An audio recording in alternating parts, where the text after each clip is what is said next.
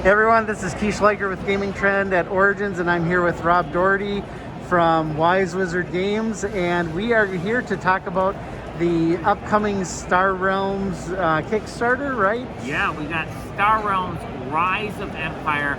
This is a brand new set coming to Kickstarter July 5th. Rise of Empire is a prequel to the original Star Realms set as far as the storyline of the universe goes.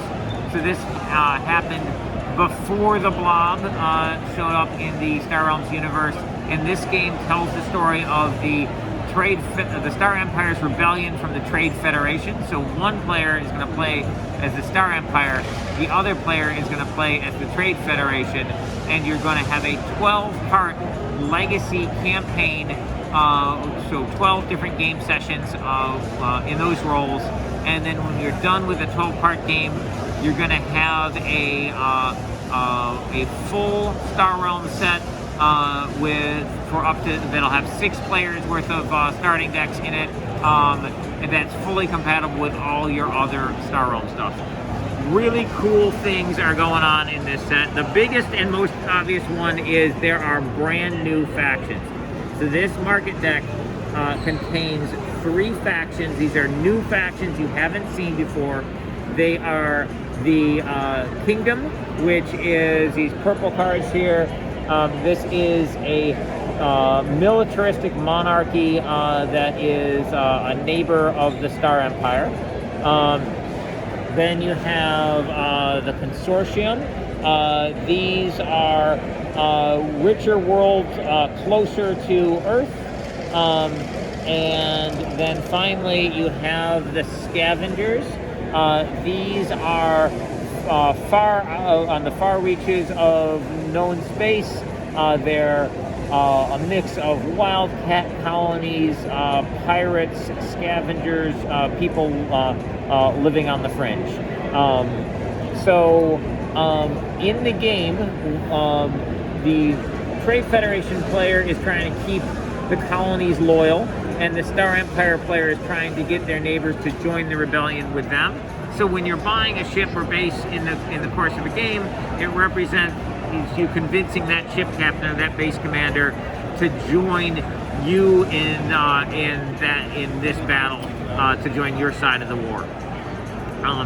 In addition to buying cards normally, you're also going to get a sticker sheet in the first games of the campaign.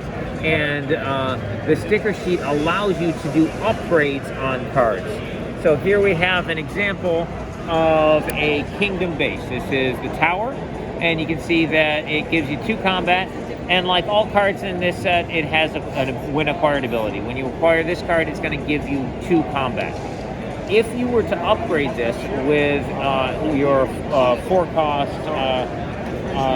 the 4-cost card, you'd use the sticker that was available at that cost, and then you would pay an additional 3 when you bought this. So you pay 4 to buy it, plus 3, so a total of 7 when you acquired it, and then you would peel a sticker off of the sticker sheet at the 4-cost sticker, and then you would apply it here, and this is going to give it an ally ability for your faction. And here it also is giving a sacrifice ability, and you also have a little small sticker which gives it the dual faction, makes it a dual faction card. So this card is now a Kingdom Trade Federation card. So for the rest of the game, it is both factions, and you'll still get the win acquired ability when you purchase it, and you'll add the sticker, and then it'll go to your discard pile as this upgraded card. So while it's in your deck, you can see now it's much more powerful. This one. Once it's in your deck, you're no longer getting that win acquired effect, so it's just a base that gives you 2 combat. This guy gives you 2 combat and has this ally ability which gives you 1 trade and 2 authority, and you could sacrifice it for 5 combat. So clearly much more powerful. So that's the bonus you're getting for upgrading the card. Now, this card is going to be upgraded in this fashion for the rest of the campaign. So when the game's over, this card will get shuffled back into the market deck, and it'll be available for either player to purchase. So the Star Empire player could purchase it, or the Trade Federation player can purchase it. It'll work better for the Trade Federation player because the Trade Federation player is going to have some Trade Federation cards in their starting deck. And the Star Empire player has some Star Empire cards in their starting deck. So you'll have an easier time triggering the allies on cards of your native faction, but you can still buy the upgraded card. Now, this upgraded card no longer has the win acquired ability, so that's how we balance these cards by their cost. So if these two cards were in the market and you were deciding which one to buy, well, this one's going to be more powerful in your deck because it's got got these cool abilities. But this one will give you combat right away the turn you buy it. It gives you a bonus to combat. So, so the upgraded cards in the market are balanced with the non-upgraded cards because the non-upgraded cards still have their win acquired abilities. But if you buy a card and upgrade it, you will get both its win acquired ability and you'll get to upgrade it for your deck. But you have to pay that extra cost to do it. Now, if you can use your so these costs here indicate the cost of the card you're trying to upgrade. So I'm trying to upgrade a 1-cost card, a 2-cost card, a 3-cost card, a 5-cost card, and another 5-cost card.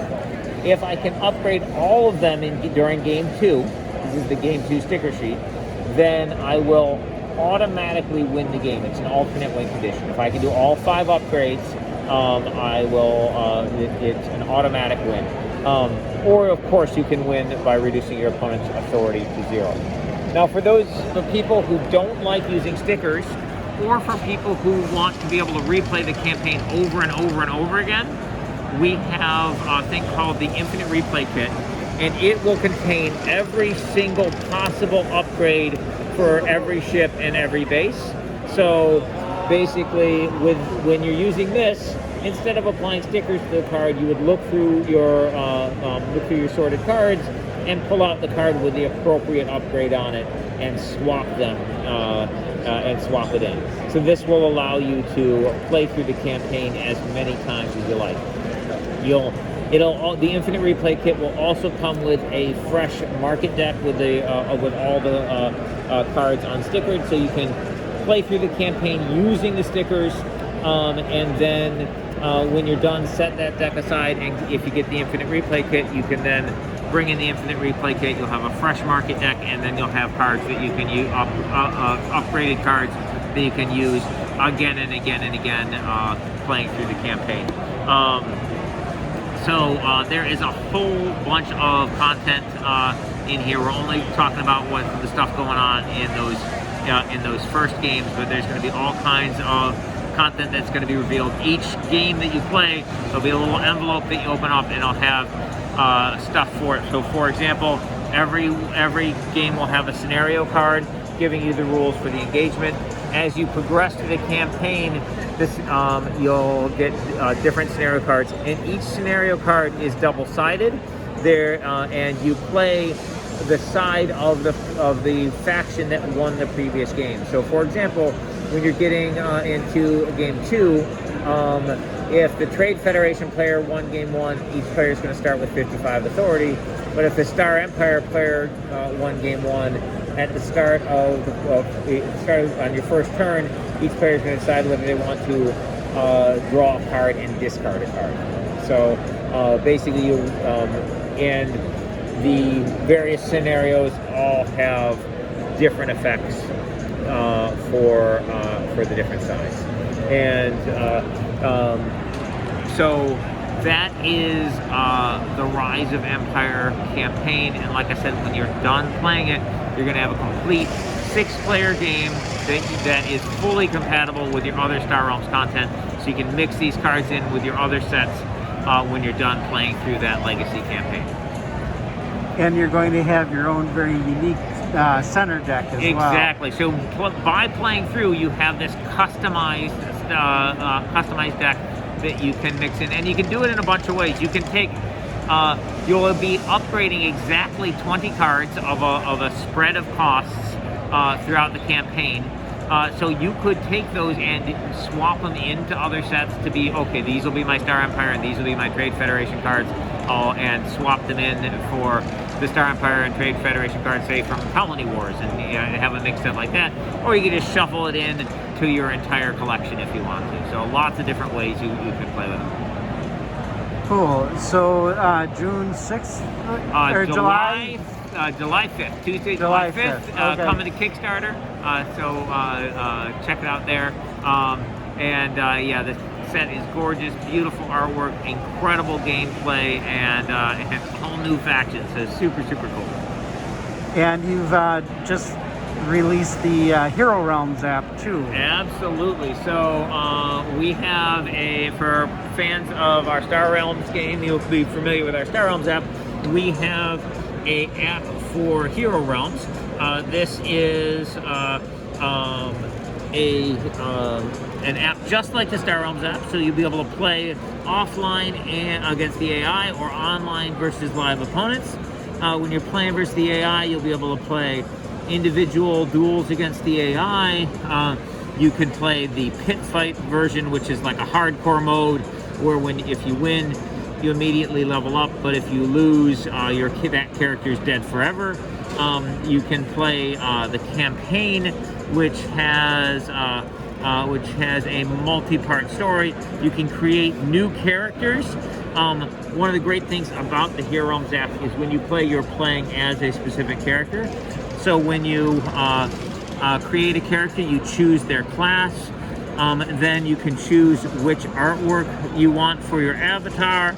You can give your character a whatever name you want, and then each character has a skill and ability tree, so each class has a different one.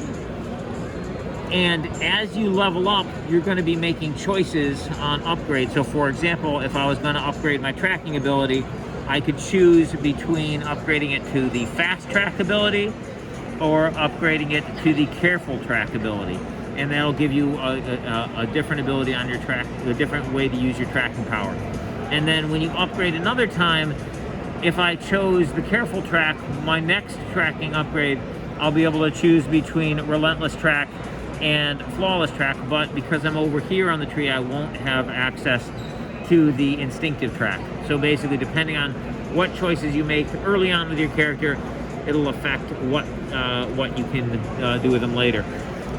And we have trees like that for both your skill and your ability, so you'll have various ways you can develop your headshot ability as well. So each character class has those. In addition to that, when you level up, sometimes you'll find treasures, and you'll have cards. You'll have choices between multiple cards you can permanently add to your starting deck. Like the ranger might find a magical cloak, or special arrows, etc. So basically, you'll have, every time your character levels up, you'll be making choices on which upgrades to get. You can play online with your friends against a bad guy, or you can play online PvP. For the online PvP games, you can choose whether to play your character at their level versus whatever your opponent at whatever level they're at, or you can choose to do down leveling, which means whichever player is higher level, their level will be lowered to equal to the lower level character. So if I was level 5 and you're level 3 and we get paired up using down leveling, my character would grade down to level 3. The app remembers what your character was like at every level through its progression, so we can pull back your level 3 version for that game. Your character will also have a ranking. As you win games, your rank goes up. As you lose games, your rank goes down. We'll pair you up against players with similar ranking. Your win or lose the game, your experience will go up. If you win, your experience goes up by more. If you lose, it still goes up, but it goes up by less. And when you get enough experience, your character will level up, and you'll get to improve those skills, or get more health, or find treasure cards. And so you'll be able to level up your character over time. There's a free download. You can play as the fighter or the wizard up to level 3. playing versus the AI, playing online, and playing the first few missions of the campaign. If you like the game, for just $10, you can get it for. You can get the full version, have access to all 5 characters up to max level, have the full campaign, and unlock basically all the play modes. And if you buy it once on iOS, Android, or Steam, you then have access to it on all the other accounts. So you can start a game on Steam, finish it on your phone. It's cross-platform. Pay once, have it on all the platforms. And is multiplayer also cross-platform? So the online multiplayer games, yes. So basically, if you are teaming up with a friend and playing them online, and playing against a bad guy online, if you needed to switch devices and turn off your computer, bring it up on your phone, it's the same account. You can continue the game. Yes. Or like if you have an iOS device and they have an Android device, you're playing in the same world. Exactly. So basically, all devices talk to our same server. So you can, if your friend has a PC with Steam and you've got an iPad, you can have your iOS version and they can have their Steam version, and you're playing in the same games. You can play against each other. You can play together, cross-platform. Great. Well, lots of exciting things coming out from Wise Wizard. Absolutely. Well, I can't wait for the Kickstarter, and thank you so much for your time here today. Thank you.